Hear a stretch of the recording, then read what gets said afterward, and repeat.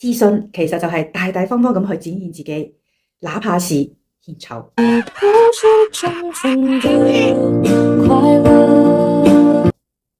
冇錯，無論面對嘅係大事定係小事，大到聽日可能要舉辦一場盛大嘅演講會，細到聽日可能要同嗰個令你心動不已、靚仔到讓你平時唔敢去多睇一眼嘅 crush 初次見面。咁你憑乜嘢去征服個10萬觀眾？又憑乜嘢去吸引嗰個令你心動不已嘅小伙子呢？答案呢其實好簡單，就係要有唔係我唔會出醜，而係我出得起呢個醜嘅氣魄。要知道，自信係唔需要任何嘅附加條件嘅。好多人呢成日都羨慕嗰啲呢瀟灑又有魅力嘅人，覺得佢哋之所以咁成功呢，係因為佢哋生得靚仔靚女啦，或者係腰纏萬貫啦。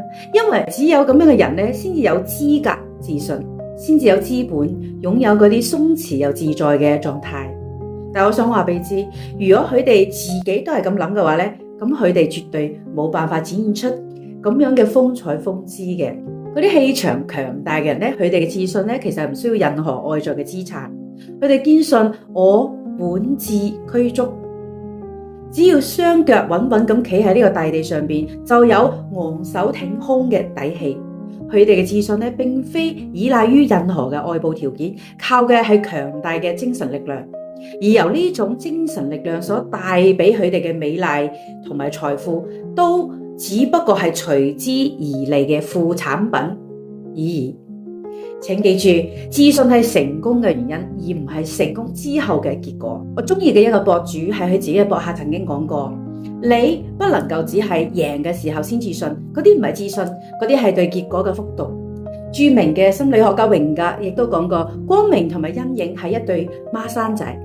你因為自己嘅笨拙、緊張同埋不完美而變得完整，因為你嘅存在而無比富足。願你都可以能夠從追求完美嘅枷鎖之中掙脫出嚟，重新奪回自由犯錯嘅權利。要明白，自信就係大大方方咁去做自己，哪怕是獻醜。